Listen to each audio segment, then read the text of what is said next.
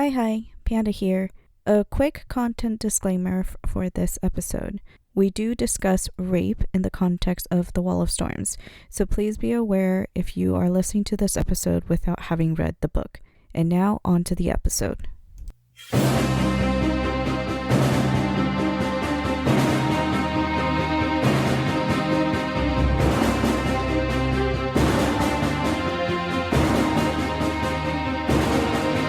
Hello, and welcome to another episode of the Green Team of the Legendarium. And for today's episode, we will be covering The Wall of Storms by Ken Liu. But this is the second half of the book. So if you didn't catch it, we already have a part 1 episode for The Wall of Storms covering parts 1 and 2. So go check that out and then come back and join us. All right. So today with me, I have Sean, Hey everyone. Spook, Hello. Seth, Hello, everyone. Yetti, Hey. and I'm BefuddledPanda. I always forget to announce my own self. But I'm not important. I'm just here. That's Okay. not true. The Con Fiji of our podcast. Oh my goodness.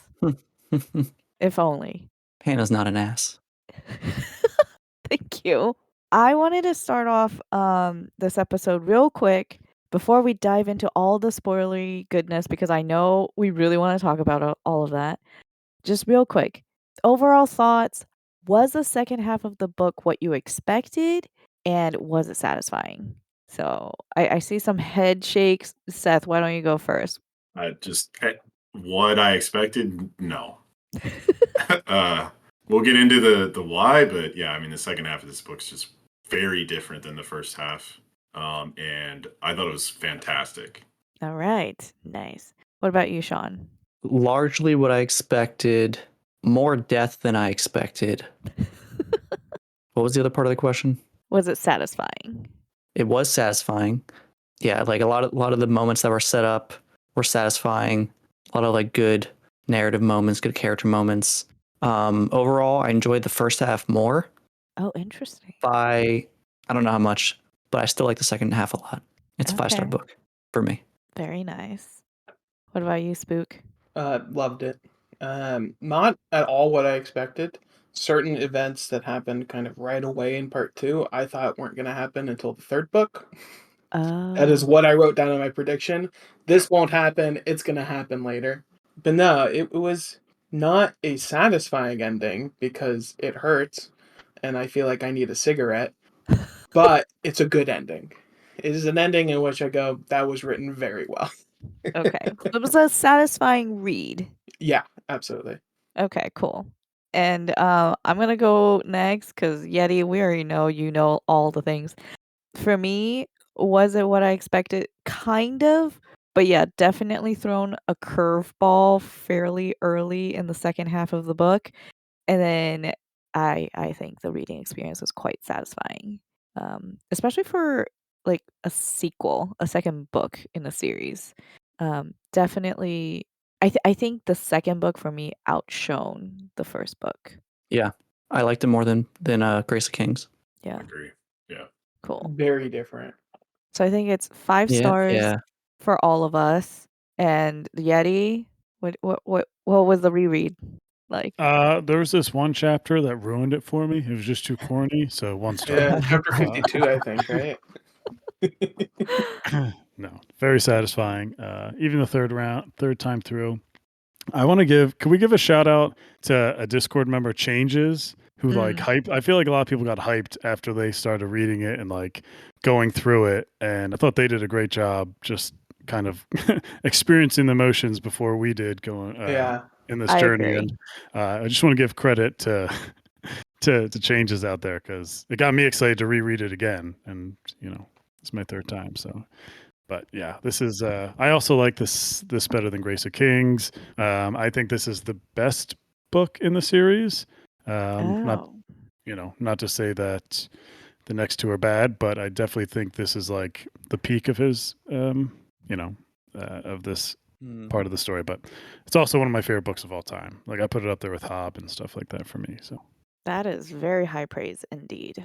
All right, so that's like our overall thoughts about the second half of this book. So now let's get into the spoilers and recap.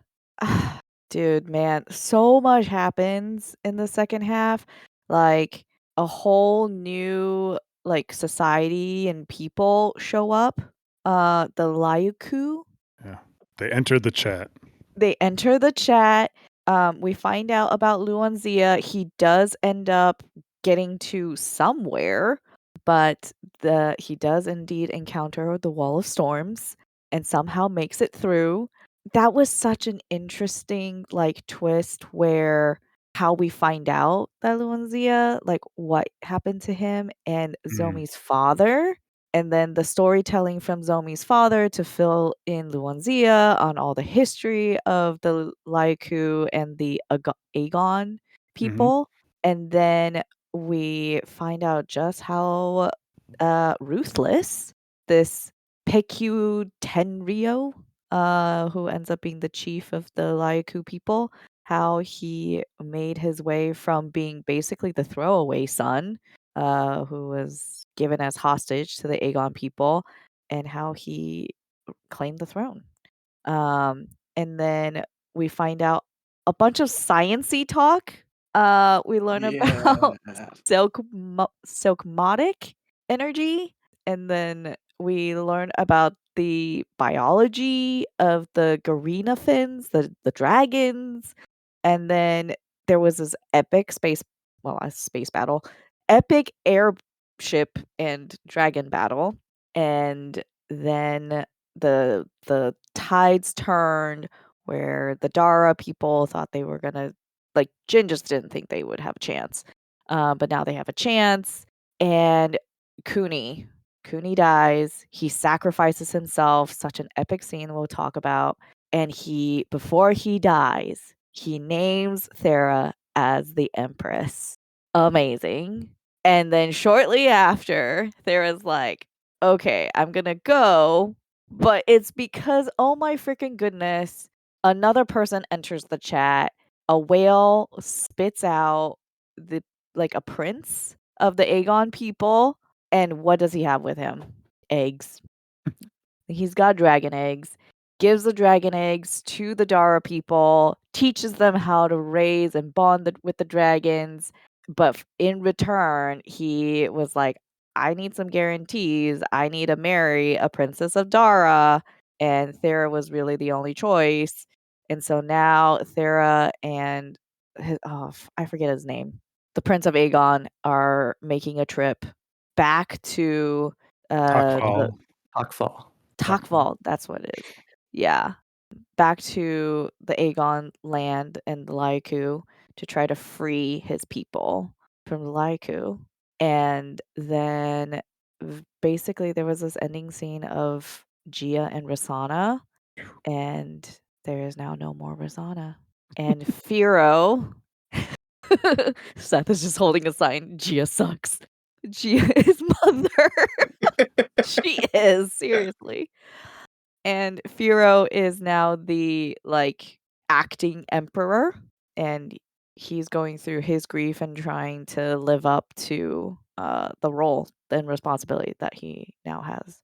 Oh, and really the last part is the Lyaku, they were sending their reinforcements. Luanzia had calculated the opening of the Wall of Storms, and dang, what a way to leave your mark even more. It was a fake opening, and that entire reinforcement just got decimated by the storms. Okay, so that's the recap. Lots to talk about. Where do we want to start? At the beginning. At the beginning. So the Grace of Kings. Emperor Mapadere. Just the Liuku showing up. I mean, Yeah. either how we thought about that, how that Yeah. sequence showed up, because that was real fun with Master Ruthie and just the frustration of, so in general, I think that's a great place to start. Yeah, I think there's two sides of the same coin that we can talk about, which is the Lyuku showing up and the position that the Dandelion, what do they call themselves? The house of Dandelion, House Dandelion, and their position at the moment when they arrive, largely due to Gia, because they're concerned with their internal politics. Gia's kind of set Jin up for failure and like did all that kind of stuff. Jin's behind bars. She's said to be a traitor to the Empire. So the Laiku show up at like the worst possible time, while Gia's like causing all this infighting and political turmoil and strife. And so like the House Dandelion's probably at their weakest when the Laiku show up. Like those two things at the same time is kind of how part 3 starts. Mm-hmm. Yep. And I guess it's like, it's also with the people who were probably the least prepared for this kind of thing to happen. Because, like, if you imagine if it were Firo instead of Timu and Ruthie, like, events probably would have played out a bit differently. Whether for better or worse, not quite sure. I think the interaction that Ruthie had was, well, you said it, Yetti, it was frustrating because you as a reader, you probably like, okay, this is probably not going to end well. Like, No. there's so much foreshadowing. Yeah. They want to give their weapon, enter without weapons, and all throughout, like Ruthie would get his advisors would advise him like, hey, that's not a good idea. Like, I think we should tread lightly. And he'd say nonsense. They're just barbarians. They have this such superiority, which mirrors the events when Peter Ray's cadre showed up onto the Lyuku land. They were the same way. They underestimated them and they thought they were gods at a certain point because they were above these people. And it's just funny seeing, not funny, but it's just like, oh my God. There's actually like a third kind of play on this interaction in this scene with Luan as well, where he, lands on the Lyuku shore. And so you kind of see this same interaction, but from 3 different perspectives almost, right? I mean, there's a 4th one too later on with Timu and the princess, where he's like falling in love with her and she's like, no. It boils down to arrogance. You should assume that anyone you meet at any time has something to teach you, like that you could learn something from them. And Ruthie's perspective during this encounter is like, oh, we'll just shower them with gifts and they'll have to acknowledge how awesome we are, and without acknowledging, or maybe not even thinking like, wait, where did they get these ships, right? These look like Daru ships. And, like thinking there's a lot of red flags here and things that don't make sense. Yeah. I should be guarded. That was the biggest red flag. It's like, dude, these are the city ships that Mapadari built. Like, and do you see any people of Dara like on these ships? How do What you do you not think recognize happened? it? Yeah. Yeah, and it's just a masterclass in arrogance and also in ignorance, right? Ruthie is like a teacher, like an academic, and what does this guy really know about warfare, right? And we saw that right when he was fighting Jin in the first book, and we know that this is not his strong suit. And like you guys said, he did not approach these people with curiosity. He approached them with arrogance and superiority, and he was much more interested in telling them about himself, his culture, like educating, quote unquote, the savages, as opposed to getting to know them better and understanding their motivations. I love your connection, Seth, with Luan Zia, because he actually has experience doing that in the first book with the Tan Aduas, the guys who help him out. Yep. Like, he was shipwrecked there, and he saw that he learned from them and was adopted into their culture. So in his mind, doing this again, he's just basing it off experience and how he's open to everything. Unfortunately for him, not all civilization cultures are the same, or want the same thing. They mainly want to be left alone and isolated and do their own thing. This civilization did not want that. Part of it was the effect of the milk, but yeah, he still went into it with bad intentions or dumb intentions. He also got quite a bit of like enough information that made him cautious. True. And so then he made sure when he was doing the calculations, he took that into consideration. Polite but guarded, right? Correct. Yeah, there were flags that kept coming up. He was like, "Oh, well, this doesn't Yeah. rationally make sense," but you know. And then it made him curious to just even explore the island more. Right. Mhm. Finding out, oh hey, these aren't good people. These graves look very recent, Yeah. like they were just set up yesterday. Yeah. Yeah, Yeah. it's just a trained eye. The Ruthie chapter was just frustrating to read, right? Because Absolutely. it's like watching a slow motion train wreck, and you Yeah. know it's going to happen. Just screaming, stop doing this, stop doing this, stop.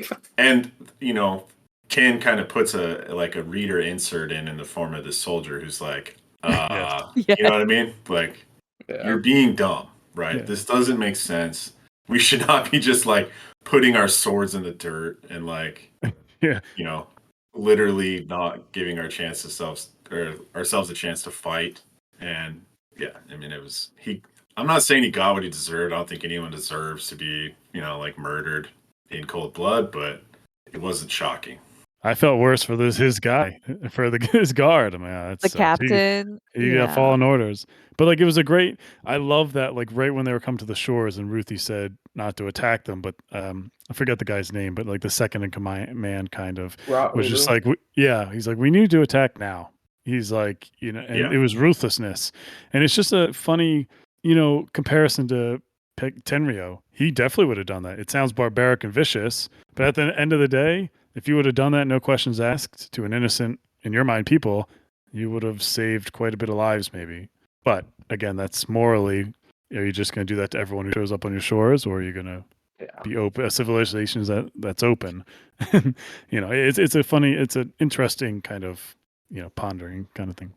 So that's like one of the themes that I noted is like, who are the savages really? Because the Dara people view the Laiku as the savages. It's very evident, especially with like when Timu first like interacts with them too. But the savages also view the Laiku also view the Dara people as the savages. Like you did not grow up you also colonized this land. Why do you get to keep it and like we can't share? Like what makes you better than us, right? And then, through the lens of Timu, based on what the princess her she has a really long name, but I think her nickname is like Vadu or something. Mm-hmm. Anbanaki Okay. I'm not gonna is her other name. Yeah. Vadu and Tanbanaki, yeah. Yeah. Vadu was like showing him like their culture, their reasoning, helping him understand like what their homeland is like. Like we don't have all of these resources like you do. Yeah, that was a nice like humanizing of quote unquote the other. It kind of also mirrors early on Thera and Zomi's relationship, where like one of the first kind of conversations they have, Zomi's like, you don't know what it's like to be like this kind of person. And Thera's Right. like assuming like, no, your life is great because you get to be free. And Right. Zomi's like, no, you don't have to struggle like I do. It's kind of similar where they're just kind of assuming that at least the savages, Luku, are like, you don't understand our people, how much we've struggled. You guys have it so good here. Mm-hmm. Meanwhile, they're telling it to a people who are being enslaved and whatnot by their own kind of rulers. Mm-hmm. So it's just kind of an interesting with like the reflecting the mirror kind of point that's brought so much. They're reflecting mirrors on towards each other, calling each other the savages as a sort of way to allow themselves to continue fighting. Mm-hmm. That's a great comparison. I never put that together. Yeah, that's great. I remember thinking it was kind of explained quickly, but they get sight of these ships, and Timu is like, I'm going to mobilize a huge part of our military in the form of all of our air assets, right? Like, I want all of our airships or whatever, right? As like a show of force. Mm-hmm. And that was another layer where I was like, this is a huge tactical mistake, right? Like, you have no idea how these people took over all these ships and theoretically defeated people with about the same technology level that you have right now, right? This was like 20 years in the past. And so, anyway, I just thought that part of the, oh man, I can't remember their names. The Lyuku showing up was interesting. Is there was a failure on like multiple Daru fronts, right? Like you have Ruthie being an idiot. You have Timu, who's just young and ignorant, right? Yeah. He's like, oh, if I get all the military here and we have this huge show of force, like they're just going to be so impressed that even though they sailed God only knows how many miles, they're just going to turn around or like acquiesce to our every demand or desire. Yeah. Right. And it's just not smart. And so I didn't really think about that, Panda, until you said it is interesting that they land on the island where, perhaps it's the worst place for them to have landed. For the Dara people. Yeah, For the Dandelion Dynasty and the Dara people and just Sean like touched on it, but that's all, and I kind of alluded to it in the last episode, but that's like Gia's doing, straight Gia's doing. And I love this second half of this book because there's just a lot of consequences from people who are playing some sort of game in the first half and things totally change. I mean, she put Timu there because it's the furthest away from danger and all the revolts that are going on with the cult of the Mata and stuff like that, and she put Firo over there. I mean, she could have done the opposite. I think it was even suggested at first that Firo go here, and she kind of twisted it to get her way. And it would have been wholly different if her main son wouldn't have been kidnapped. Firo probably handles that better, at least more forcefully. But I just like that it's all stemming from Gia and her F-ups. Not to mention, like you said, her putting Jin in jail right before that, and too proud to acquiesce to Jin's demands. And there's just this whole fascinating bout of honor and stubbornness between those two to even help out a flailing country. Well, Jin is so frustrating on her own, right? Because she could have swallowed her pride and maybe made a difference sooner in this. Instead of ultimately what we get is this must-win battle at the end of the book, right? Like F that. I think that kind of comes down to another kind of underestimation of the Liuku, where it doesn't get until the like oh shit moment is when she finally swallows her pride and goes, okay, I'm going to help you now. It felt like she was also underestimating the Liuku, which is why she was just saying, no, you have to meet these demands. But it was also she didn't really agree to anything until she thought that there was even a chance they could win. And I think that she was correct in that line of thinking. Like if it wasn't for all these discoveries like electricity, the electricity was discovered, and then right after that, Jin was like, all right, let's get to work. I think she committed before that though, because that's why You might be right. She had that big cheesy moment, and I know we don't like that scene, but like Soto's main point was like it's okay to fight even if you're not going to win. Yeah. Like you can't Hmm. you're not the mother of all these people, they all have their own lives, their own choices. If they want to fight to the death for a losing battle, that's on them. Yeah. And so it was, I think what turned her was, I think the Luan's death was a big thing for her. And I think, I just think once you lose so much, there's only so much you can take. I didn't mean to get off topic about the savages. They're good. But she was right though in that they would have lost like without all these things that they ended up adding to their arsenal. At least I think. I mean, it was a close battle with the new airships, with the electric spears. So I don't blame her hesitation, especially in the face of being labeled a traitor and all that. Yeah, against 20 of the Garden offense too. But also, like that's the point of the book, kind of, is that Dara invested in this stuff. Cooney at the very beginning invested in in the sciences and things like that. Like that was set up for this. That didn't just accidentally happen. For all the power the Liuku had, they never had a society where they invested in those things. They just had brute strength. So I know it kind of is like, thank goodness that happened. But I mean, that's decisions were made previously that led to that kind of stuff. And I love that about this book.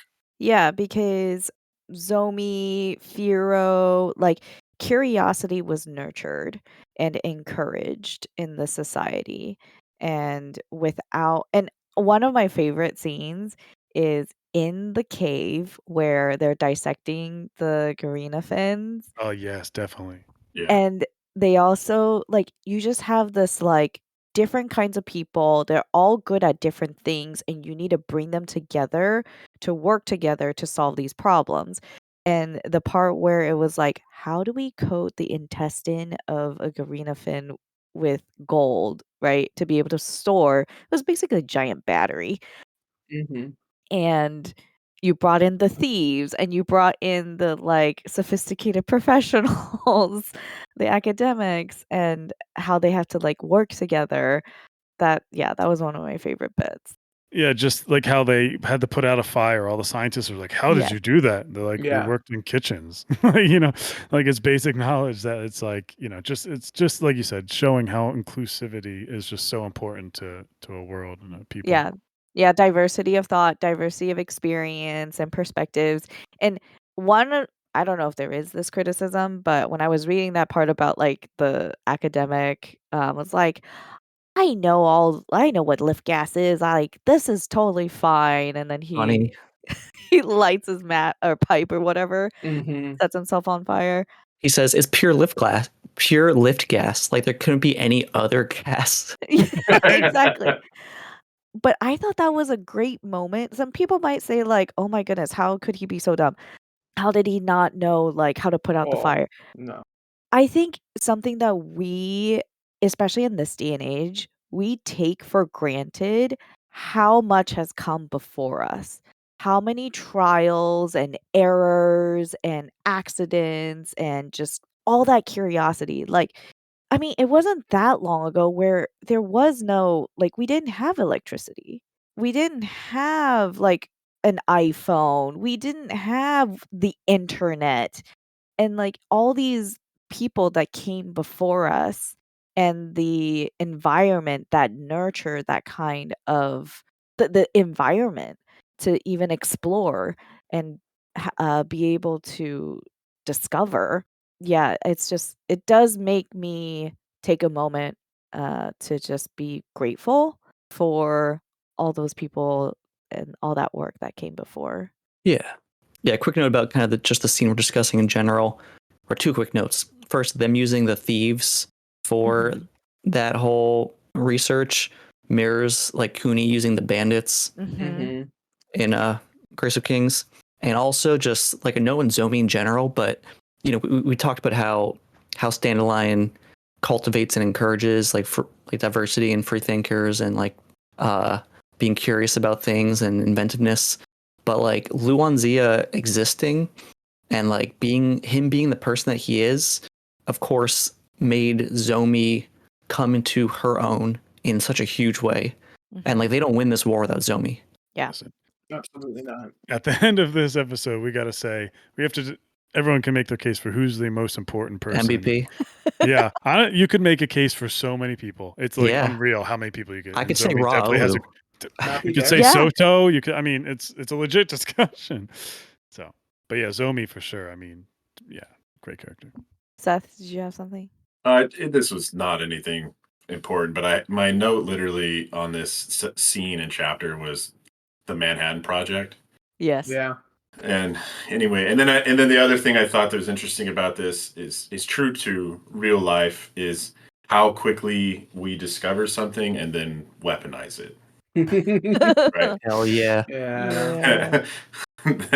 That war and conquest breeds innovation, that ultimately might benefit people in the long run. But, when these technologies are made, it's not always for great purposes. And Unfortunately, no. yeah, a lot of Yeah. suffering happens. Yeah, I mean, electricity in this book wasn't. Not only was it quickly weaponized, it was the first thing that was done with it. Yeah. Although it also had benefits. It was used for healing, Oh yeah, for Zomi's leg.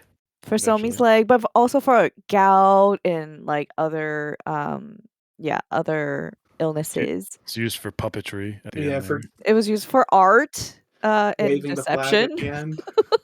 Oh, and then but then they make before the Silcomatic energy or electricity, right? They make flamethrowers, Yeah. Oh yes. right? Yes. With methane. Yes, with Yeah. manure. Exactly, Methane right? gas. Like they're like, oh, wait a second.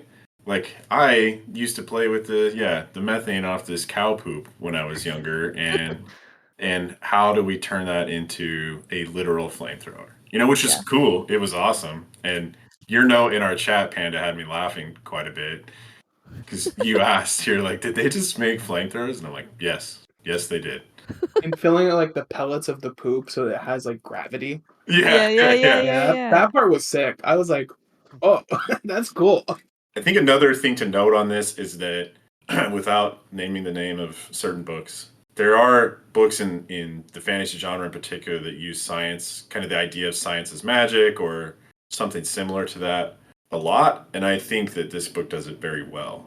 It's really entertaining. It's really believable. You can draw a lot of real life parallels like we just did about it. And it's fun to read. If you were like, this is a section about them dissecting a cow, bear, pig, dragon thing in a, like that at face value would not be that exciting, but I loved it. It was great. Yeah, I thoroughly enjoyed that section, especially with, all the stuff we know about Zomi and her love of learning and, just all the things that have tied into us getting to that scene. But, even at the final battle they're rolling out these new airships and stuff, and it's like it makes sense, and this stuff's believable and it's awesome. It's just cool.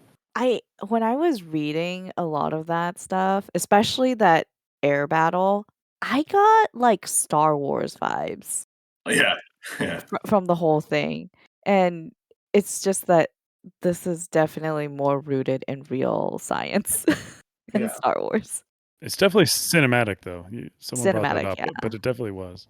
It reminded me last year at Dragonsteel, there was a panel regarding about like magic systems and how do you make your own magic system and whatnot.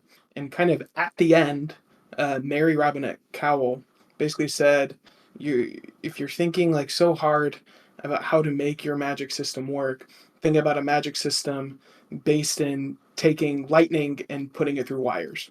And then it's like, oh, that's just technology.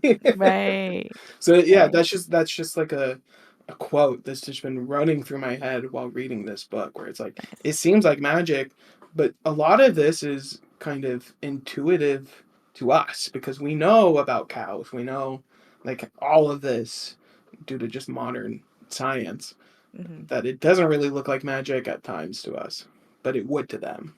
Right. And it does very much like embody our own human history where in the past it was very much like bloodletting and all these things like the humors, just a lot of things being seen as magical, but underneath it once you actually seek to understand, right? As Luanzia says, and we'll probably repeat this multiple times, the universe is knowable. Like having that perspective to seek to understand, then yeah, you can make lots of different discoveries. I want to segue that into something with Luan because I've been dying to talk about this, but yeah, Luan essentially makes this kite, this giant like kite carrier thing that he attaches to his ship, and he disconnects himself, and that's ultimately how he like sails over the wall of storms, crash lands into the ocean, things happen, and then eventually he's more or less, well, not more or less, he is tortured and coerced into getting the Lyuku to Dara, right? And he's done all these calculations to get back through the wall of storms, right? He says he's like analyzing tides and doing all, weather patterns and whatever other stuff he's doing. And they eventually get to the wall of storms. And it turns out that Luan's predictions are right? His theory is correct. And he has a scene, we were just reading it before the episode, but where, what's the leader of the Lyuku's name again? Tenryo? Tenryo is basically saying like, your name is going to be in the history books. Like people will remember you for this feat. And Luan is looking at the storm and says the world is knowable, but you couldn't tell whether he was cheerful or sorrowful. And to me, the reason I think about this, I've been thinking about this scene so much, is because when you're younger and you don't, even now, right? Like there's worlds of things that I don't know and I find interesting, but the world has a lot of magic when you're young and you're ignorant and you just don't know things. And to me, this felt kind of like the death of that innocence in Luan, right? Where he's like, this was the last big thing of my life, probably. At this point, he's been tortured, or maybe he's thinking that, he's near the end. And we find out that he is going to sabotage the ships right after this, right? Anyway, I just thought that was really powerful. It's something that I think that happens to everyone, right? Like at some point, we kind of lose this idea of magic in our world, right? And that everything is knowable and understandable. That we have the ability to understand everything, and I think Luan was really looking for something to break that rule, right? I think that's why he was so excited about the Wall of Storms. Like, whoa, this is crazy, right? There's a wall of storms here. Like nothing in my repertoire explains this. Like this has to be almost divine, right? Like. Anyway, I just thought that was a really cool scene, a really sad scene in a way. Like, obviously, I think Luan knew what that meant for the people of his homeland and a bunch of other things. But yeah, I saw it. I didn't check that like childlike wonder, but I definitely felt that it was like a torn feeling when he said that. And we talked about this a little beforehand, but I immediately thought of like Cillian Murphy's face in Oppenheimer, where it's like the same thing. It's yeah, like these things are going to be discovered, and there's great power in being curious and advancing the world, but it's also going to bring great death and destruction. And there's no stopping that. It's knowable, whether it would be knowable by Luan, it would have been knowable by someone else going forward, and that's just the reality of life. And I think it is a kind of bittersweet thing to taste. yeah, and then ultimately with stuff like this, once the genie's out of the bottle, it's out of the bottle, right? Like right. the writing's on the We're wall. dropping a nuke in book 4. Yeah, Yeah, well, I mean, they've certainly caused enough destruction, but it's just like people are going to be coming through the Wall of Storms now, right? Like that's out of the bottle. That's going to happen, right? We've already sent people back through Or it under it. or under it, yeah, which happens, right? Like this is no longer protecting Dario or isolating it, right? Now they're going to be exposed to a greater world, and what is that going to mean? And What else is out there too besides yeah, I mean, Liuku and the I can't wait to do predictions at the end of this one because I just feel like we're all going to be off. Yetti's going to have to earn yet another Oscar pretending that he doesn't know.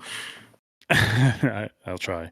Can we talk about like Luanzia's voyage to just like that engulfs like Tenryo and everything about the Liuku? Because I thought that was like a whole novella. yeah. Essentially, like you guys like the short stories. I'm like, there's a novella coming, and that really was. I mean, like a big portion of that. Seriously.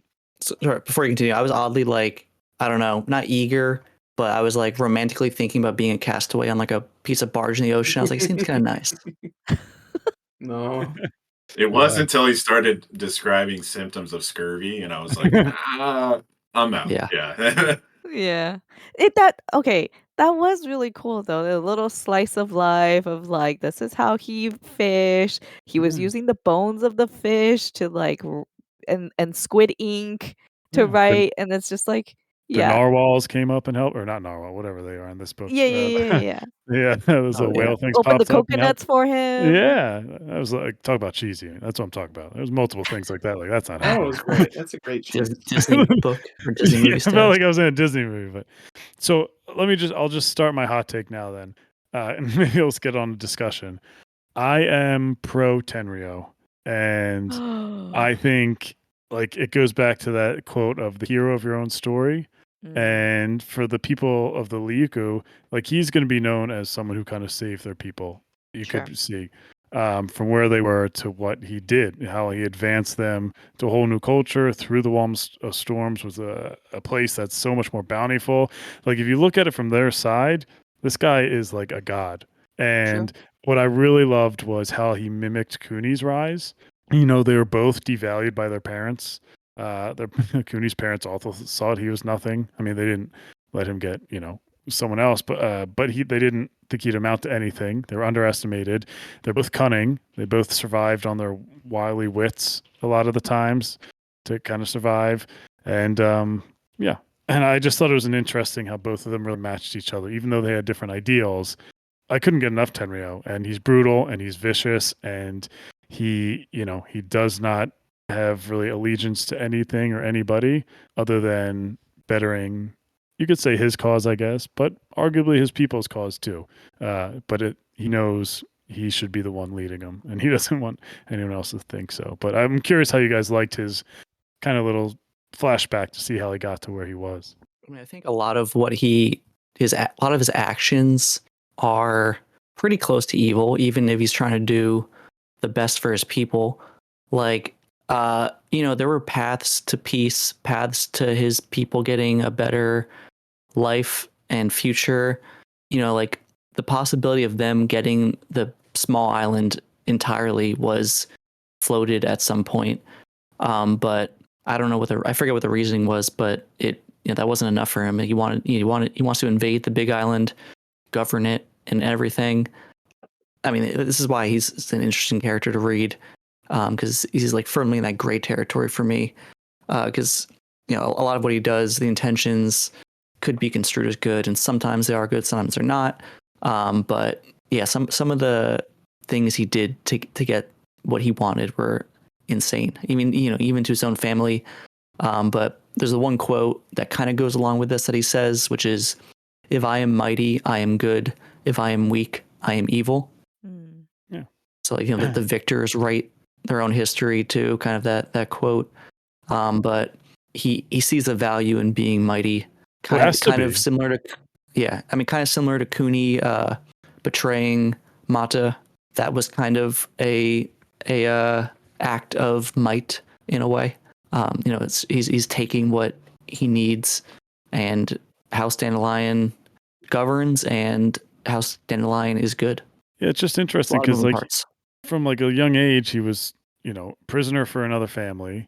His family just left him. They said didn't really want to save him, and when he gets out of that inescapable situation, he returns to his family, builds up a nice army and stuff, and then they feel threatened. His own brothers and father were going to kill him before he reacted first. He's just a survivor. And then Mapidere's, and then he takes revenge on the people who kidnapped him because they would never leave him alone. And then the people from Dara came, and without his quick thinking, I mean, they had the numbers. They probably would have just killed everyone there.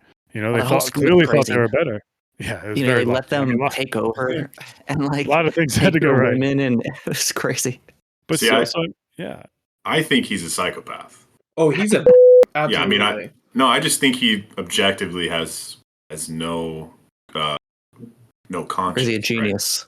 Right? I mean, you can be a genius and be a psychopath. They're not mutually exclusive. I love him, but yeah, no, he's a reprehensible person.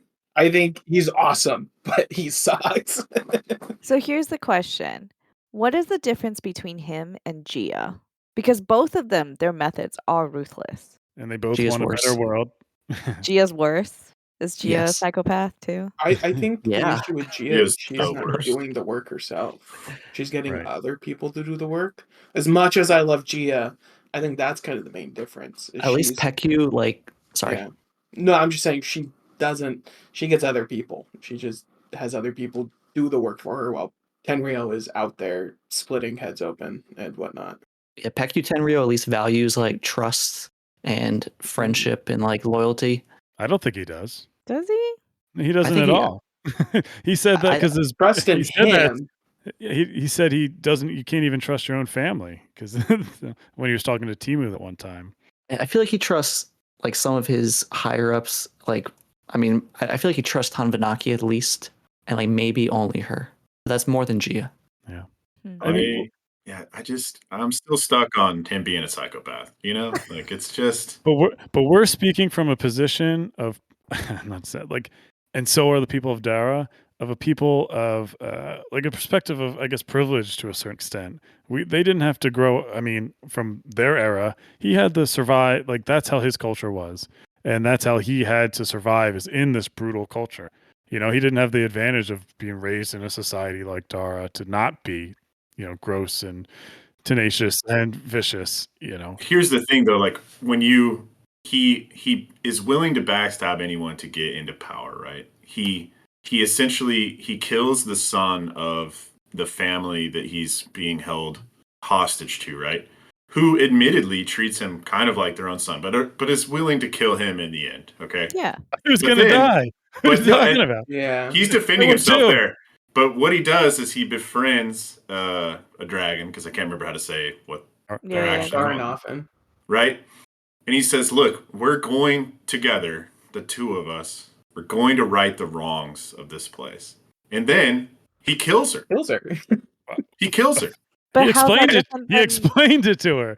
He asked her to kill someone he loves so that they would follow his every order, and that's how they progress. If he didn't do that, they wouldn't follow his orders. You know, But there's that he's painting a narrative, right? He's painting a narrative Right. saying there's only one way, and it was the way that I had to do it, right?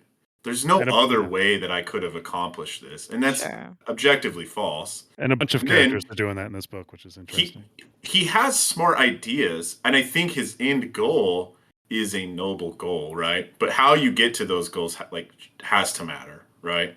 And he gets to Dara, and the reason is he's thinking, okay, we have two kind of diametrically opposed societies. They're very different. They have very different views, and I need to find a way to assimilate and integrate our societies. How am I going to accomplish that? Now, a reasonable person would be like, we could start establishing trade and, and all these other things, right? His was, I'm going to rape all these women and impregnate them because their children are going to be a mix of our two peoples, right? And that's going to give me legitimacy to bargain at a table or a more legitimate claim as an emperor of this land or whatever, right? But that's an objectively terrible thing for a noble purpose, right? And he does that a lot, right? He puts himself in these situations where he has other options, right? But he's trying to convince you a violent option. Yeah, he always chooses, and so in that way he's not adaptable, right? He's not adapting to new information, to new ideas. He's just saying no, I'm just going to copy and paste this terrible way of society, right? This place I grew up in, it sucks. The society sucks. This thing shouldn't be happening. But then he's just repeating that over and over and over again. And so it's nothing's going to change. You're doing terrible things.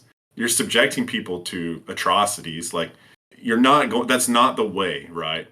Cooney betrays Mata, but then we have a whole first half section of this book where Cooney's kind of playing 4D chess, right? He's yeah, I've done these terrible things to get here, but I'm trying to use my power for good. And we can argue whether he is or not, but I think he is, right? He declares his daughter heir to the throne. He breaks a mold there, right? He's trying to lower the barrier to entry into education and stuff for women. He's trying to assimilate women into the workforce and into higher society. He's doing all these things, trying to slowly change the minds of his people without violence, right? And so you have these two very different leaders. Cooney, I think, is not a psychopath. He's a guy doing the best he can. And sometimes being in his position means making hard decisions. And you're not always going to make the right decision. But then you just have a guy Tenryu who's just no, violence, you either acquiesce to what I want or violence is the answer, right? I do think part of it is, he's appealing to his people, which you alluded to, as the Ryukyu are very violent. Power means a lot to them, and you have to be a powerful figure to, get your way. But I do think that his methods are effective, and the one situation that I think is even though it's insanely extreme and cold-hearted, I think it was probably the most effective thing he could have done to prove to get the point across that he wanted was when he ordered the killing of his Garinafin Corva or something. Mm-hmm. That specific scheme or idea is I'm gonna order my men to do something, and it is so out of left field, so heartless, so why the hell is he asking us to do this? That's his childhood Garinafin friend, but he says to do that, and anyone who hesitated, he killed them and whatnot. That just goes to show even if I ask you to do something that is you can have no hesitation. If he use that as a scenario to show that like you can have no hesitation. You have to listen to everything I say. Like I would struggle to think of any other idea where it would be like that impactful and would get the point across that much. Like even if I tell you to kill my mother or whatever, like if you don't do it, you're You're dead. treasonous Which and is you're like, dead. it's funny to see like how that backfired, or not backfired, but the people of Dara, well, that's obviously brutal and like, tough to do, but the people of Dara didn't have that discipline. Like even with the people who would turn on them mid battle, because Yeah. they're not as Yoda. disciplined and they're Ugh. they're out for themselves. And that's kind of the risk you take in a more civilized, and, obviously we think it's better, but he didn't have any of that, because his people were like that. So there is, I know what you mean. It is effective, and, it's just something people of Dara had the weather that they didn't have something like that. Thankfully, I guess. I think Seth's point was that he's a psychopath, which yeah, I do agree with that. I just think, just lastly on this, like the people of Dara, weren't always civilized, and it's just interesting that like they were at the same level of the Liuku, what 100 years ago, 200 years ago, like they were that at some time. They weren't always like this. So it is, I know it's barbaric now, but who's to say it wouldn't over 100 years with the Liuku that they wouldn't be where people of Dara are today. Yeah. But we're just seeing it. Yeah. The Lyuku, like Vadu, she pointed it out to Timu, right? Like your people did not originate here. You Right. also did basically what we did, Yes. right? You exactly. invaded this land. So again, it is, who really is a savage, right? Right. I'm sure they And did the same exact thing when they came to Dara. very We're just seeing the possible, Liuku's part, but the people of Dara right? before did the same exact thing. They didn't But barter or negotiate. do we feel more kinship or like more on Dara's side because they maybe seem more aligned with like our own morals, our own like, idea of what civilization and society should be.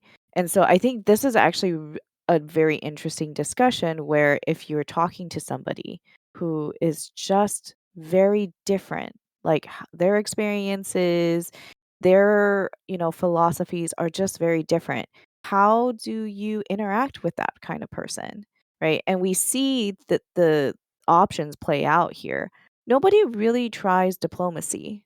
Nobody, because you know what? That's actually harder. It's easier to resort to violence. It's easier to say, I'm going to try to use power and might to get my way, as opposed to, okay, how can we actually work together to get to a compromise? Because what compromise requires is you have to concede something. You can't just have it your own way. You guys know Karsa Orlong? Yes. Yes, I There we do. go. Yeah. Well, who's the truly civilized people? Yes. There's quite a bit of parallels between Malazan and, what we experience in the series. I'm actually maybe one day we'll have an episode where it's like Malazan and Dandelion Dynasty and have First. a discussion about that. And we say, get out of here, Yetti. Indeed. Well, by the Oh, yeah. time Spook, you may have read the whole thing. As long as it's next year. At this point, it will be next year. Yeah. Early. I just finished that journey like 48 hours ago. So Yes. Oof. yeah. Oof. Okay. So we've talked a lot about the Lyuku. We've talked about science as magic. Let's talk a little bit more about the sacrifice part, because we see these different characters, whether it's Jin, Gia, Rasana, Thera, and Zomi, which, by the way, what a cute couple. Oh Yeah. And Kuni, even Timu, like everybody is making sacrifices and there are different levels of sacrifice. There was one quote that I wanted to bring up from Kuni where he was going to die. He was going to commit suicide basically. And he had a realization. It wasn't possible for fathers to fight all the wars for their children. It was time for the next wave to come to shore, for the next generation to stand up and be counted. It's easy to say that when you're about to die. Well, actually, I think I have a little different perspective on that. It's at some point, the leaders that got us to where we are today, in whatever the situation is, they're not the leaders to take us to where we need to go, the next step. And part of it is understanding when it is time to step down. Like, I am actually not the best for, whatever the project is, for the people, whatever, right? And letting somebody else take up the mantle. There are quite a few real world parallels that I could talk about, but too divisive.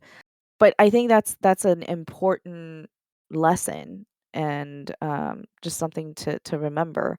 And it's like for parents, sometimes or like the moment when you realize actually I really need to let go. I need them to be able to experience things, think things for themselves. I can't always protect them. And you want to prepare them so that they can be sufficient and be their own person. I like all that in theory, but then like I mean, Cooney's reign was 12 years is a lot, and like I think it would have made sense for him to pass the torch at that point, but like I do think that he had a lot more to give to Dara, and even despite that, the sentiment makes sense, but when you compare, and it would have made sense if Thera was indeed the Empress, because she could steer them in the right direction. She has that forward thinking, like new age brain. But the fact that she's not going to be there, and they're You stuck with didn't know that Fyro. though. I know exactly. Like in the moment, like for him, makes a load of sense, and like he probably fell into the ocean thinking that Dara was in good hands. But now Gia is manipulating everything behind the scenes while Fyro is like the figurehead. And it's like, I struggle to, even though it was the right thing in letting the next generation take over, I can't get behind it being better for anyone at this point. But they didn't have much of a choice. It is what it is. But he did save Jin from having to do the actual killing. I think that was his main point, right? Is like, look, I'm not the important one. Dara, the people of Dara is what needs to be saved. I don't want to be a blocker. So he was like, okay, taking myself out of the picture is actually what is best for the people. He's not dead anyway. I think it's interesting that you bring this up, Anna, because I have a quote highlighted here, and it's from chapter 50 with Oga, who's Somi's dad. And I'll read it real quick, and I'll get into my I know point which one this is. It says, Luan was startled. Don't you want to see Zomi and Aki? He accepted one of the swords from Oga and dropped the dung shovel. It's the duty of fathers to fight wars so that their children don't have to. Yep. And I am a father. And I don't care if I'm 90 years old, right? Like, if my son needs that from me, that's my duty, right? And so, if you'd asked me before I was a parent, I probably would say the same thing as you, Panda. Like, there's a time, hang it up. You don't have to fight this fight anymore, right? But my perception is different, right? It's like, no, like it is my duty to fight fight battles so that my children don't have to. Cooney was like, no, you guys fight the war now. I'm retiring. Yeah, exactly.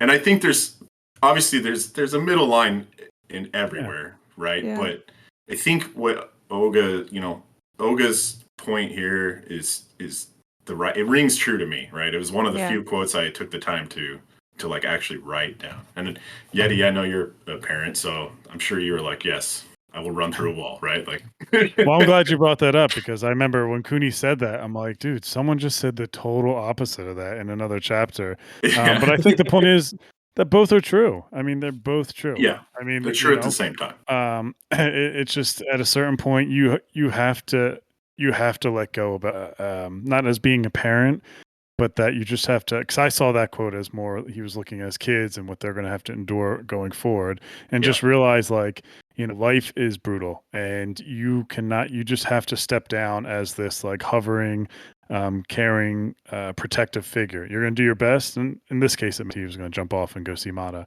but it's hard. Yeah, and but you're not going to realize that until certain. But you may never realize that. But your children are never going to grow with you always kind of really always around them. And I always think of that as a parent sometimes, like I need my kid to see failure. It hurts to see it, but I need them to get hurt. I need life to beat them up. I don't want to sabotage it that way. I'm not Gia. But like that needs to happen for them to keep to keep going and to push through it, because it's tough. Everyone here knows that life is hard. Like it's just for everyone, it's always going to be hard. And yeah, so those two quotes really great. Yeah, and it's not to say like you're gonna throw them to the wolves. It's more of like you're gonna help them through it, right? You're not necessarily going to prevent them from ever being uncomfortable, because we do grow a lot through discomfort, but it's how to process the discomfort and get through it. But like, how much have your parents or people you loved about shielded you from that's also helped you, right? Sure. Like, Sure. and It's a and balance. it's exactly it. It is a balance, you know. I think I was really strongly on the other side of this right now, but now having a kid, it's like, whoa, you know, my kid's 10 months old. He can't find anything for himself. Oh well, right? Yeah, exactly. Like, you know, it's different now, and I have an appreciation for that perspective that I just had I had no idea, right? I do think though with the Cooney bit, what's different is that he was being used to manipulate the people of Dara, like to manipulate the Dara military, right? And so he wanted to basically remove himself as a reason for why Dara would hold back.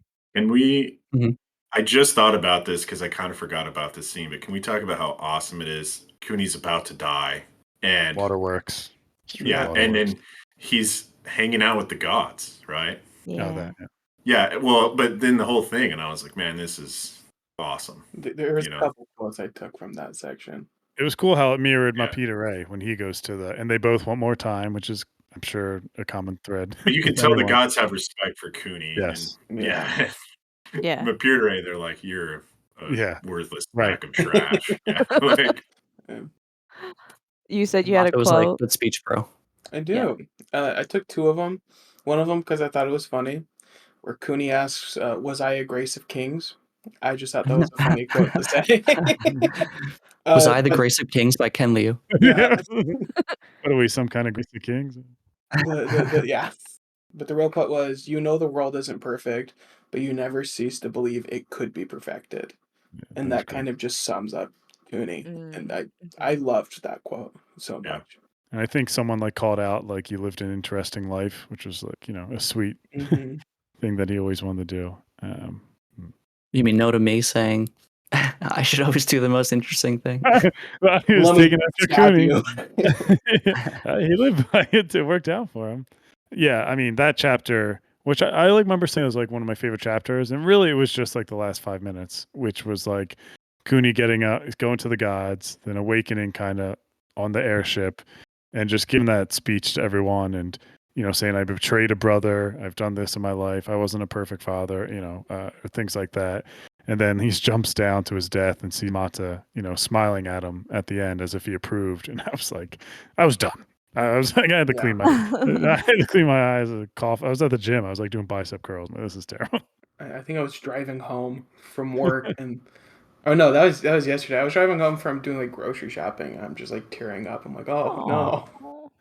And I think it's like a credit to, I think Seth said this last episode, and I don't know if Lou gets enough credit, but man, his character work is so good in this. And, you know, just to have this deep of a connection to Cooney and Mata still. I mean, Mata was really in I guess the 75% of the last book, but to still have this lingering, like, God, we love these two. You know what I mean?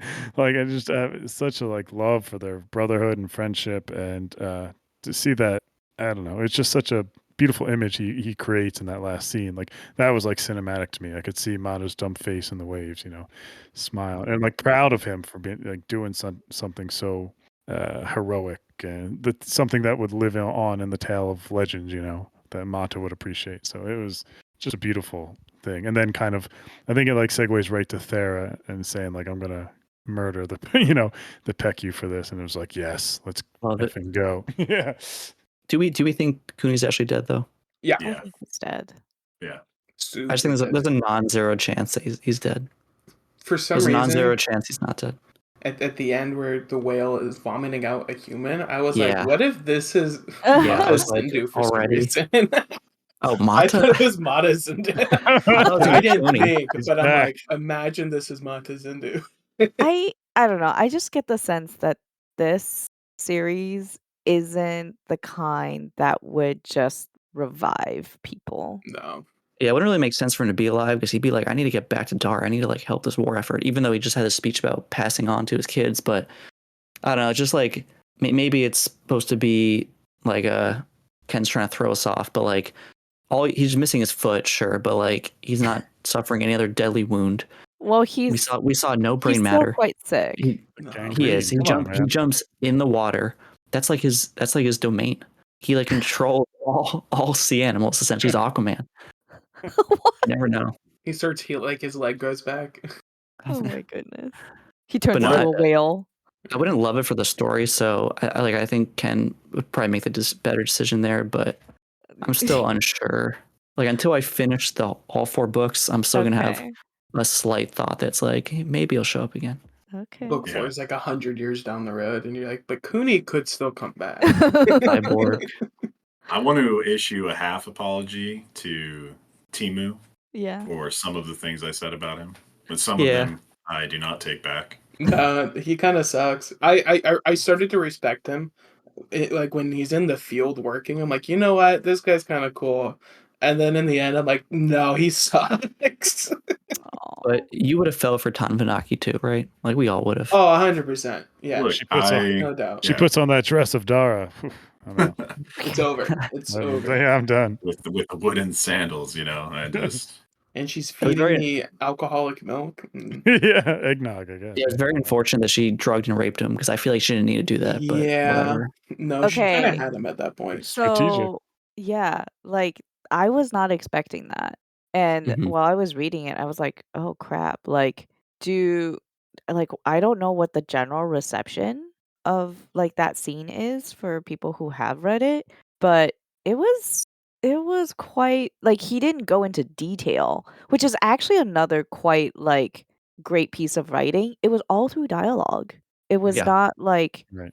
graphic or descriptive of like what was happening, and in fact it was even more devastating just with the dialogue that we got, I think. Yeah. It was Yeah. just it's Timu's kind of slow realization is also the reader's slow What happened. realization. Yes. Right? Yeah.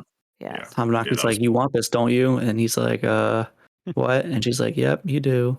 Look Yeah. at your body. It's reacting positively. Like, yeah, that's how Ugh. it works. It has no control over that.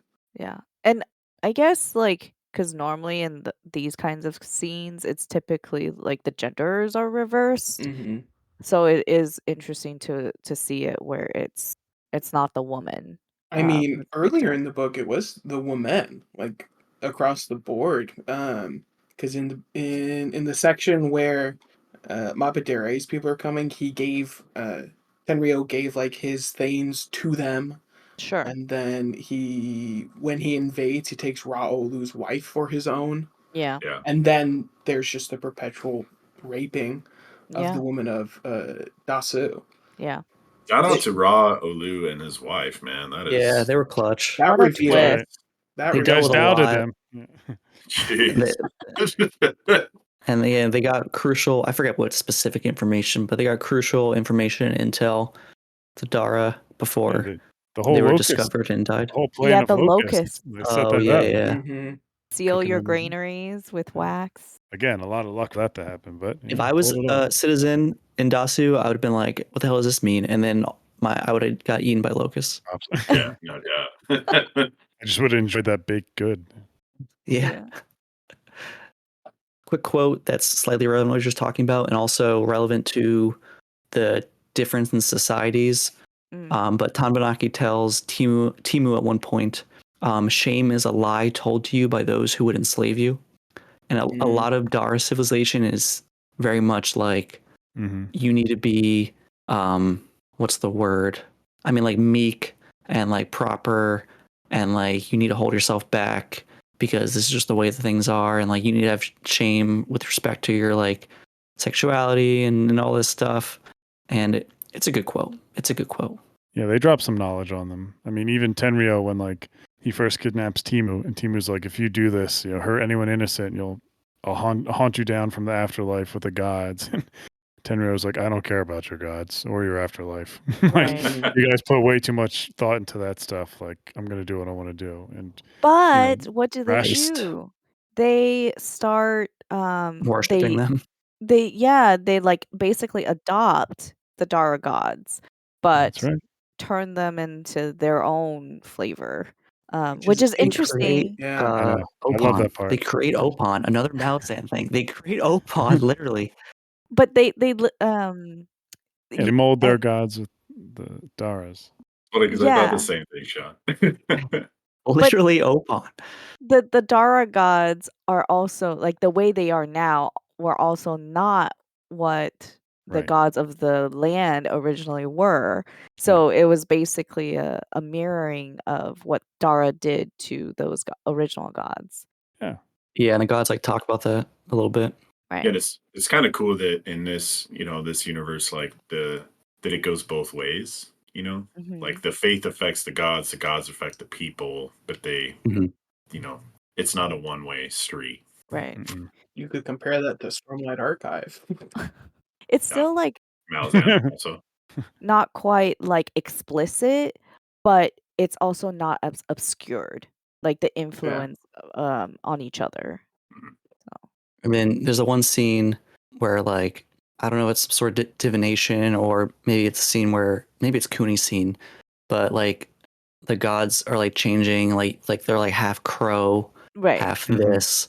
So that was cool. And also there's a scene with the gods where they bring up the All Father, so it kind of validates the Lyuku religion as well, confirming that like there was some sort of All Father, and like there's like elder gods, I suppose.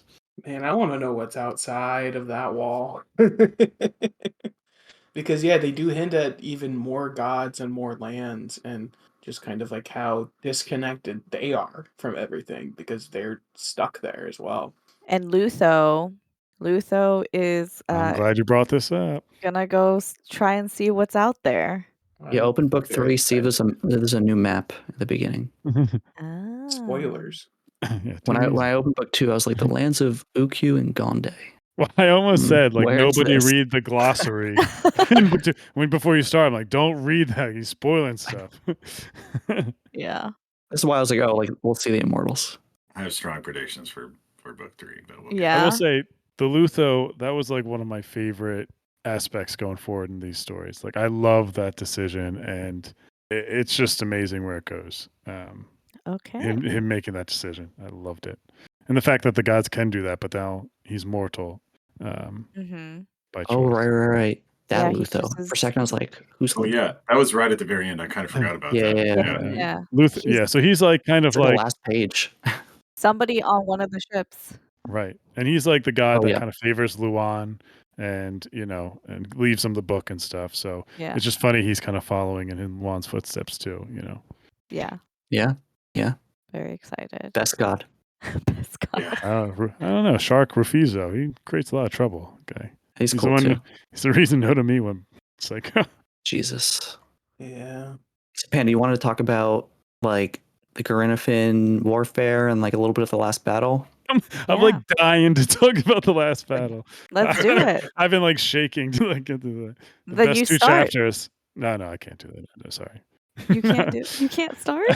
Well, I loved so it's the last battle is split into 2 chapters, 59 and 60.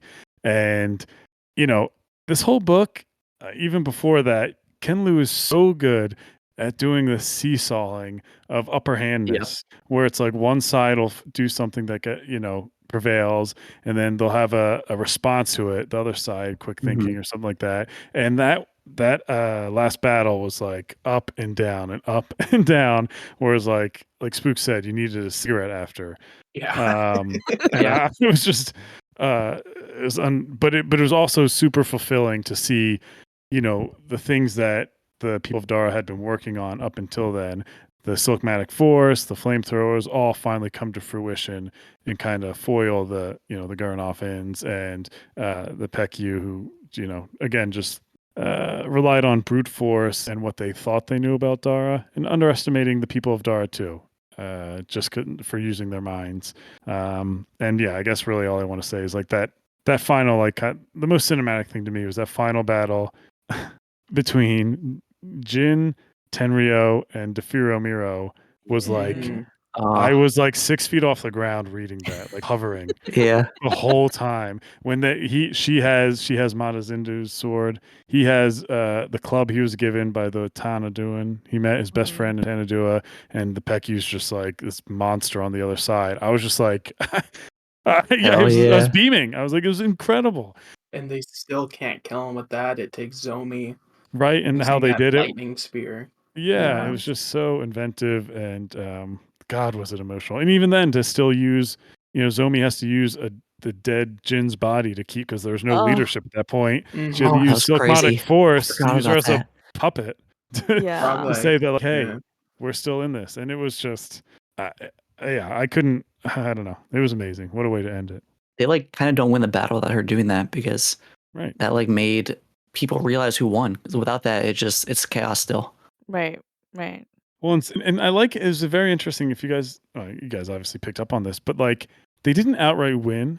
Vadyu was just so scared of the cunning of the Dara people that she kind of said, "There's a trick somewhere in this. Like this looks too easy. Like I'm not falling for this again. I can't believe." So they kind of just retreat to fight another day, but they still had the advantage. And so it was, like they said, it was kind of a win for the people of Dara, but at the end of the book, it's still kind of stalemate. Yeah. What a and your truce. The battle was awesome. Both the large scale warfare, and then the 2v1 on the boat for sure. And I took note of how like palpable the feeling of the battle being a 50-50 thing was, because it's like they have the advantage, and then the Peku have the advantage. But wait, like Dara foresaw them thinking that they had the advantage in this specific situation, so they had this counterattack set up for them thinking that they had this advantage. And then but wait, the Peku did something unexpected in the face of that counterattack, and it's crazy. And then this guy blows up one of the ships, basically, right. As a backstab. And then even small things like when it's like after the initial attack with the cross bolts that exploded the Grenifins, Panvanaki gives the order to charge attack after that point. I was like, oh, that's probably a good idea. And then Jin is like, that's actually the right move. But she was like, this is the perfect time to attack. So she did anticipate it. Yeah, this is a lot of, it's pretty genius. And it's just 2 chapters, relatively short, even though it's a decent chunk.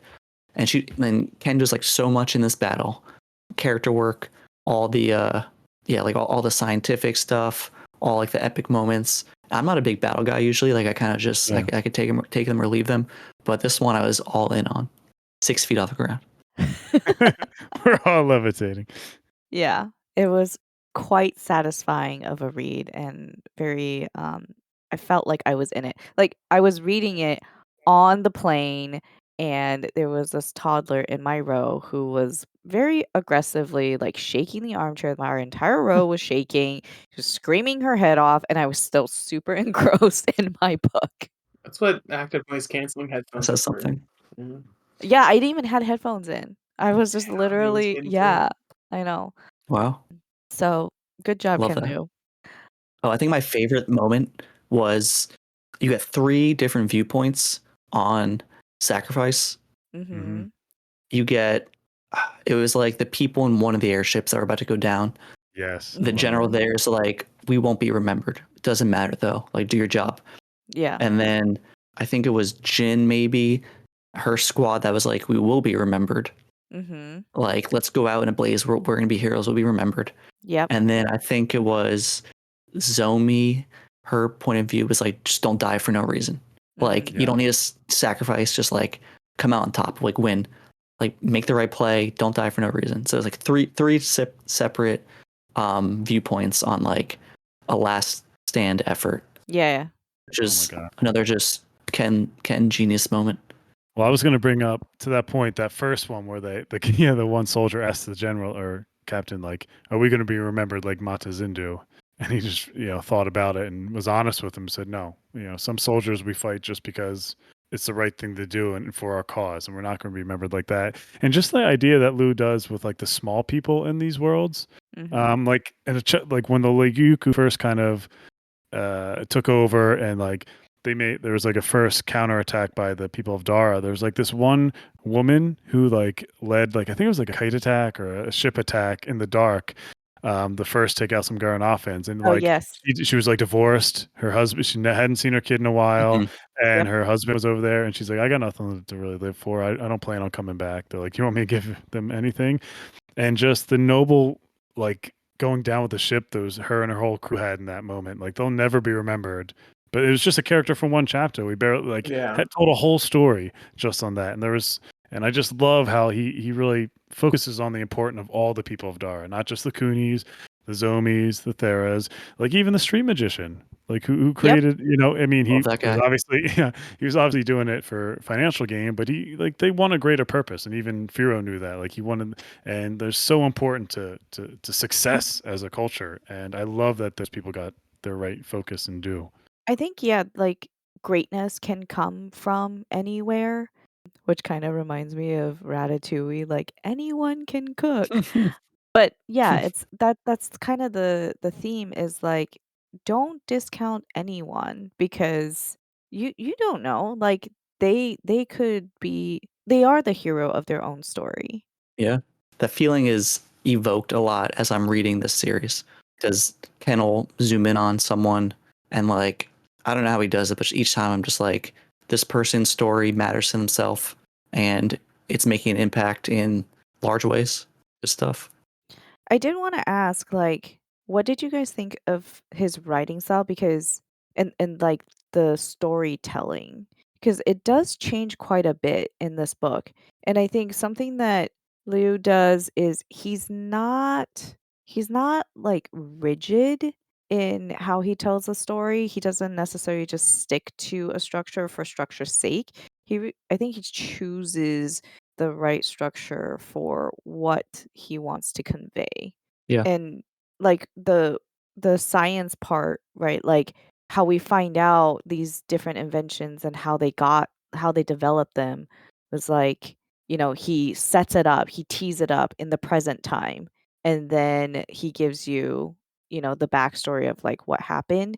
And I can see some people getting annoyed with that. Um but for me in particular, I was like I found it quite effective, because I was genuinely, like, curious and interested about, the backstory of how do they come up with these, like, taser arrows. Yeah. I mean, I was just saying, I'm like used to it now. Yeah. It's also just like a fundamental way he tells his story. Like I feel like there's no other way he would want to write this. And with a lesser author, I think this would be like grading to the Disaster. max. Yeah, I really do. I mean, a flashback Like, it about would drag. yeah, definitely. Like some of the stuff, the science stuff, how he does these flashbacks, or even just that scene of them working on a Garanoffin, a baby Garanoffins, like their frogs or something. That would be brutal. With it, if Brandon Sanderson's writing that, my God, I'd be Oh. falling asleep. Sorry, it's the first one that came to mind. But like, but a lot, not just it, but a lot of them, and but it seems like it doesn't seem like fluff. It doesn't Mm. seem like he's writing it to have a massive epic series. It's like it feels vital to like it comes back around in other chapters on how they use it, and he puts human moments in all of those little things. Like I Mhm. said, you really feel for those thieves when the scientist said like, hey, in another life you guys could be as important as us, you guys could have been as learned as us. And like those are human moments that like make this book. I love that he does those. Like Sean, I'm used to it now, and I thought I'd get sick of it, but every book I'm just like, yeah, keep keep giving it to me. I do think that's, like, perhaps the biggest barrier for people to Agreed. enjoy the series, yeah, is that writing style. Yeah. And actually, this reminds me, there is a nonfiction author called Eric Larson, and Devil he in the wrote White The Devil in City. the White City. Yeah, he wrote, quite a few books. where he does this really well. The storytelling of like even the most mundane kind of thing, but like in The Devil in the White City, I never thought I would be so riveted reading about landscaping. Architecture, yeah. Yeah, and it's Really. something magical about how they're able to make you care about whatever it is that they're writing about. Yeah, but the other half of the book is very interesting. It's about murdering and serial killing. Yes. Chef's kiss. Okay, so we've gone on for a while. Anything left that we want to make sure we cover? Probably. Do we want to do one last Gia talk? I don't know. We should talk about G a little more, but She's the worst. point you just the point you just brought up, Panda, about how this differs from book one. I brought this up in the first recording, just real quick. How this one is like a closer view, more personal book than Grace of Kings. I think that held up in the second half. Even the battle, like there's no battle like this in Grace of Kings. The battles in Grace of Kings were like very top down. Like this is what happened. Moving on, except for like one. I mean, battle. there's like that. I mean, when Mata's in a kite, they're all smaller scale, but like there's some like kind of moments where he's like in a kite fighting one-on-one or whatever. But yeah, at big scale. But then also, it'd be like, you know, they went out to sea and then like drowned them. Like it would just would just skip past like a lot of what the detail we got here. Yeah, definitely. But it makes sense why it was different this time. I do think that if people have tried the first book and they're like, I'm not sold, you really need to at least read the second book. I feel like a big thing with the first book is like when people rave about the series and people read the first book, they're like, oh, that's good. But it's not like, you know, they're like, we've read stuff like this because it's pretty standard, you know? But to me, it wasn't until Wall of Storm. So I'm like, oh, this is like a legit, like I love Grace of Kings, but I was like, this series is something special. Did everyone, I mean, this is 5-star. Sean said it's 5-star. Panda, would you? That's 5 stars. 5. Yeah, okay. Yeah. So I know that a lot of us have some different tastes, so I think it speaks to, just that's the quality. interesting. Yeah. And we all have different opinions of this book itself. But we still all go, nah, it's a 5-star book. Yetti and I have the same taste, actually. Minus the one scene in this book. I want to just take 15 seconds to just say Gia is the worst. She is going to cause a giant war in the third and or fourth book. I look forward to it. She is the worst. Yeah, I mean, she is like Palpatine and Hitler and, whoever. She's just terrible. Last person you called Palpatine was a kind hero, Luan Zia. All right. All right, you're right. I mean, but to be fair, Ken almost pulled the wool over my eyes with Gia. I was like, she's terrible. And then I was like, maybe she's not. He almost had me. And then the last conversation with Rin, you're like, all right. Yeah, and then it turns out I was right all along. And she's the worst. She's kind of like Cersei Lannister. If Cersei Lannister was also hated her family. I'm trying to think of how to phrase it. Like, if I actually liked Cersei Lannister as a character, where like she's not there to be just kind of the bad guy, where she has her she's Cersei Lannister. If Cersei Lannister actually had her own motivations instead of the incest. Yeah, without the incest too. Not a small thing. No, we don't know. Like she knows what she's doing is wrong, but she's gonna do what she needs to do to kind of fulfill her own goals. What I think is going to happen, because Gia's story really is the thing that makes me think the hardest about book 3. But I think that she is going to, obviously she's kind of the de facto head of the government, and I can't remember his name. It's just the figurehead. Firo is the figurehead.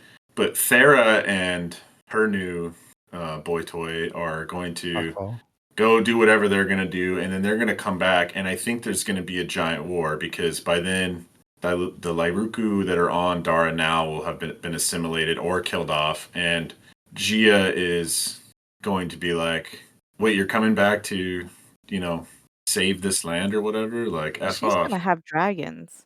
Yeah, well, yeah, that's exactly it. The playing field's going to be kind of leveled, and Thera's thinking she's going to be coming back to save them, and then Gia's going to be like, but here's the Death Star, and, to torture the Star Wars metaphor a little more. Didn't you hear Soto? She said, if you don't concede when the time's right, I'm going to tell everyone. But Gia has a little yeah. bit of a history of just, killing people who disagree with her and or oppose her, right?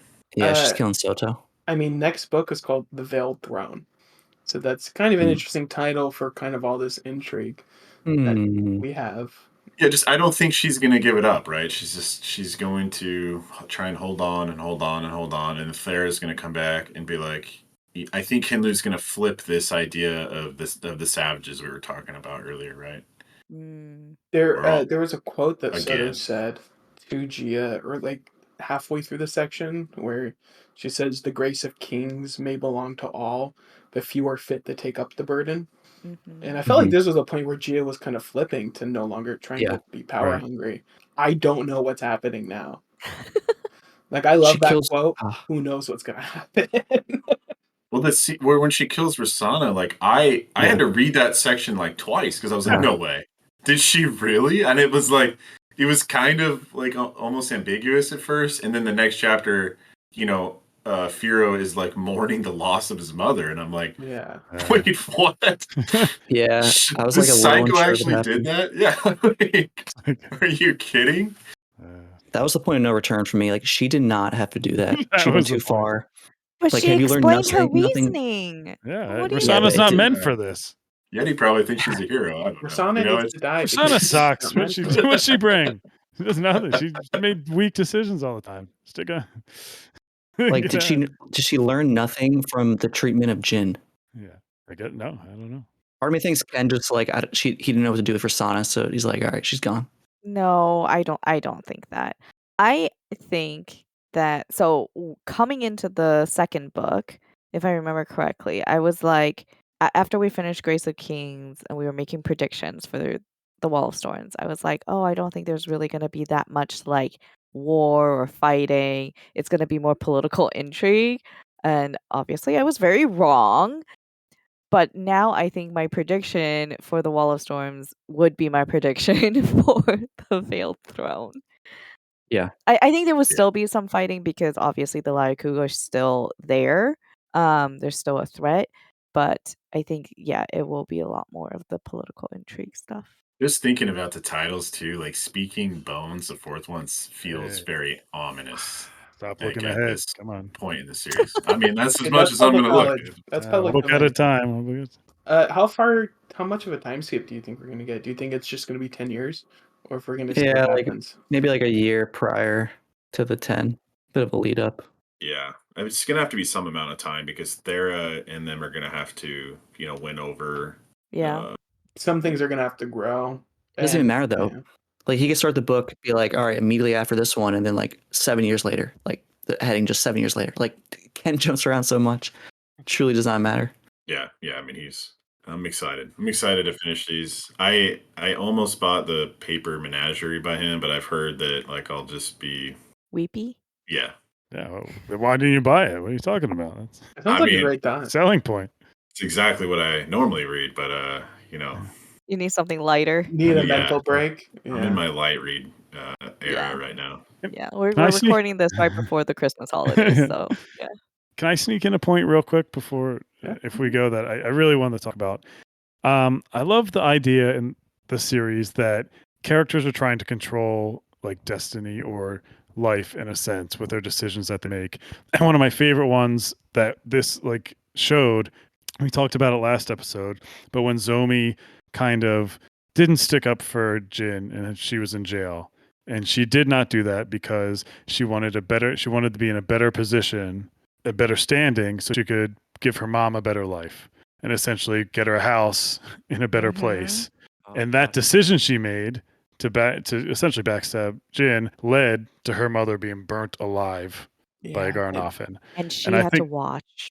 And she had to watch it and live with that decision. I love the idea that everyone tries to do this. We all try to make these decisions that we think will change our future or, affect our future in a certain way. And I think he just goes to show that you cannot control that. And it showed with Gia making all these moves, trying to do something when she did all this, not knowing that there's a whole nother civilization coming to your shores.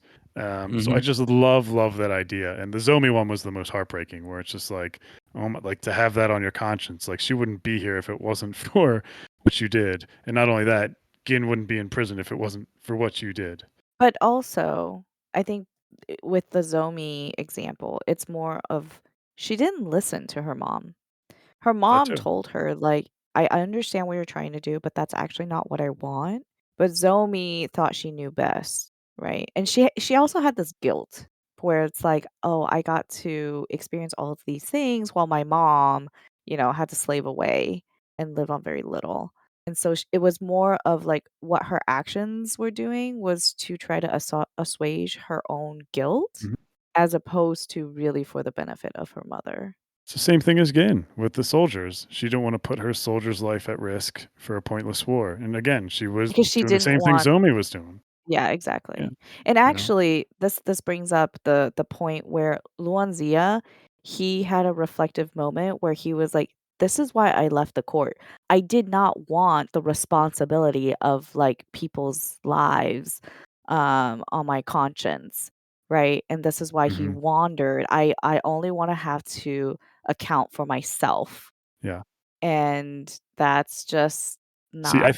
I thought of that quote. I thought of him saying that when he said, "The world is knowable," where Mhm. it's like because he didn't want to affect people's lives, he just wanted to do his own thing. And but by being knowledgeable and progressing his own knowledge, it's gonna affect. He can't just be isolated and do that.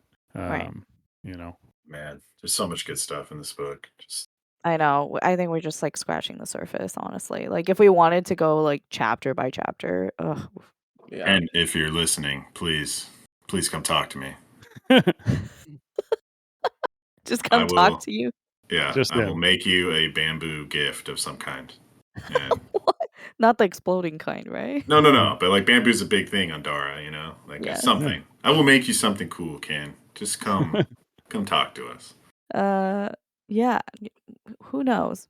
Another really annoying moment to me that like just enraged me was Mhm. Tanvanaki asking for all the jewelry, and then Oh, you think it's just a petty thing, and then you get the reveal that the Zomi berries. yeah, Zomi gave. I mean, the Zomi berries are the Toliusa, which is like Mhm. important for the development of the Garena fins, and it's like, God damn it!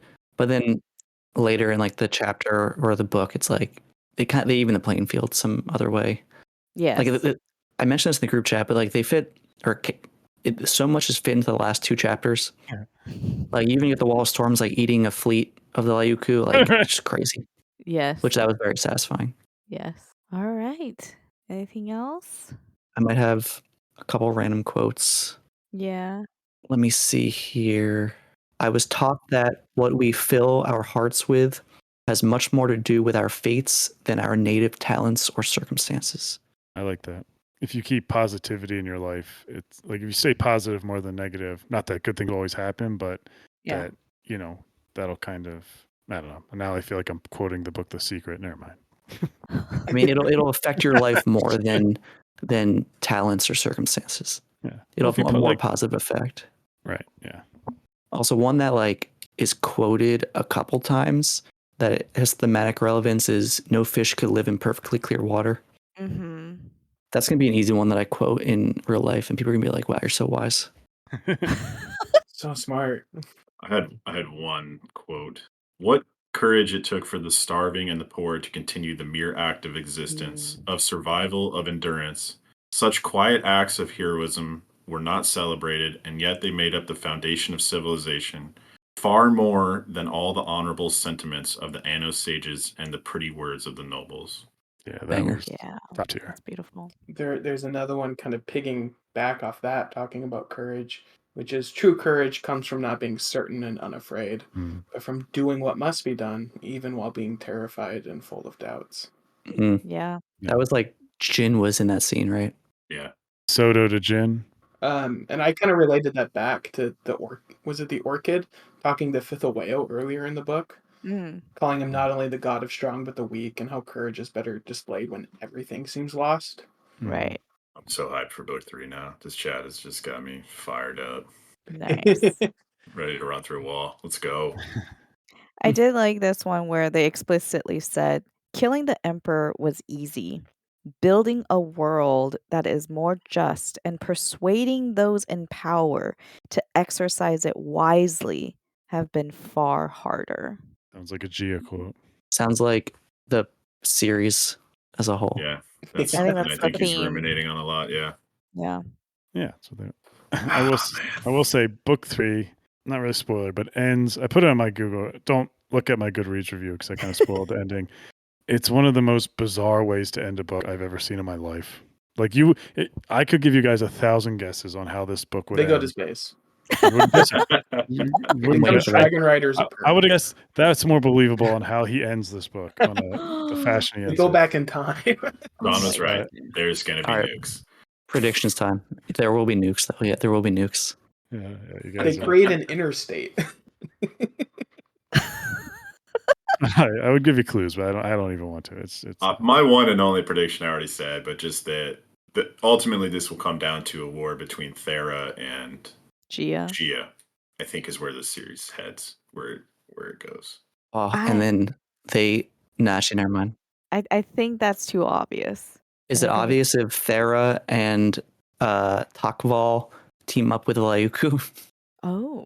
Yeah, that's why I said where I think he's going to flip the idea. You know, he's painted the Liuku as these terrible, you know, as maybe the savages, or but he's also putting these questions out like, who is really the savage, right? And I think Don't forget, it's Timu also. Yeah, Timu and Thera. I think by the end we're going to be rooting for the Liuku and Thera. Okay. I got nothing. I just want to know. I will say I think book 3 and 4 were supposed to be one book, and Right. it got too big. So Yeah, I was say, looking at the size of those things, my God. Yes. it was meant to be a trilogy, and he had to split it up. I'm okay with him keeping it at 4 and taking his time. He's somebody I trust to not abuse that power. I saw he had a Twitter post like years ago. I probably started following him because of Yetti, honestly. And then he had talked about finishing the series, and there's no spoiler, but just how tired he was, like how exhausted he was. I'm exhausted. We're exhausted. Having Just reading it. The first couple, I'm like, all right, that tracks. This must in a good way. It's like Yeah. it's not like a It's like a good workout, you know. Yeah, exactly. It's like, yeah, you did something really cool. I mean, Yeah.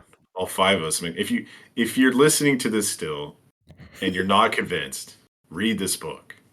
Just read the it. series. Yeah, like pick up the Grace of Kings and the Wall of Storms and try them. They're fantastic. Missing out. All right, I'll end us on this last quote. I don't remember who says it. Timu. Was I a Grace of King? Trying to think of the lamest quote. Timu says. No, I think it's Zomi. Zomi says, "You speak of destiny, yet what is destiny but accumulated chance made into a story in retrospect?" Banger. Yeah. Such a banger. Love it. And it kind of goes along with her philosophy of kind of reading how things are flowing and making her move on that with the Fluxists, I believe, is kind of The Fluxus, yeah, go her with the kind flow. of philosophy. No, not Fluxus then. I don't remember.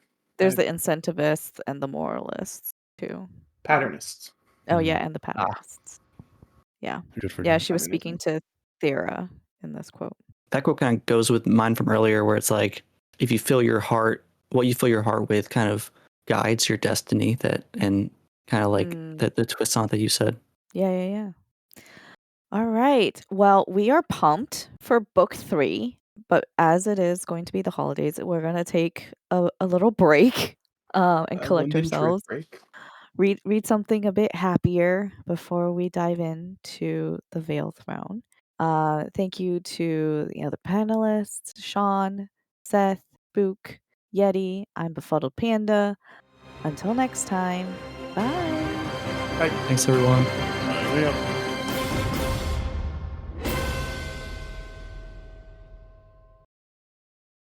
I've been looking forward to this episode. Furiously finding what page one of my favorite chapters was. The chapter numbers. the anime one where everyone gets together and There's some great It's chapters in this second half. banger. That one was a stinker. What? Freezing cold take over here. All of you too, Sean. I see a smile. Yep. In I'm agreement. firmly in that boat. Oh my god. But literally the worst, the only bad part in this entire book. Wow. Yeah. Bad. We Whoa. can get into Crazy. it. We can get into it. Whoa. You pulled the dagger out of my back here. This is You terrible. know, me too. This was the easiest 5-star I've given out all year. This was. Oh yeah, no, the book is 5 stars. It's just that one moment is just kind of a stinky moment. Too cheesy. Yeah. Avengers Assemble. I'll argue there's multiple scenes like that, but that I think are fine. But Is that Wind and Truth on your desk there, Sean?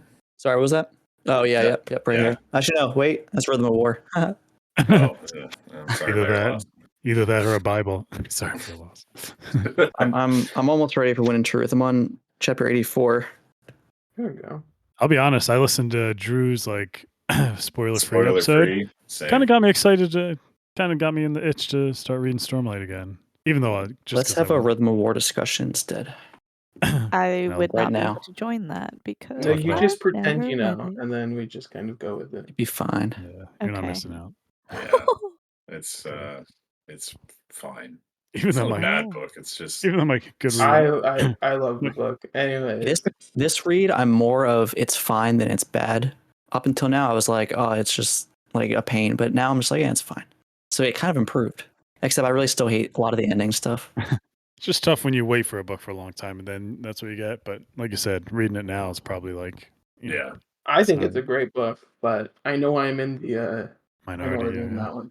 Pretty sure I trash it, but I'm pretty sure I gave it 5 stars on Goodreads. So it's Anderson. What the hell do I know? Yeti and I do that all the suffer from time. the same thing on Goodreads, where we'll finish a book and be like, yes, and then we Yeah. give it 5 stars, and then we'll do a second update on it like 3 years later when we get to the reread, and it's like, wait a second, what was I thinking?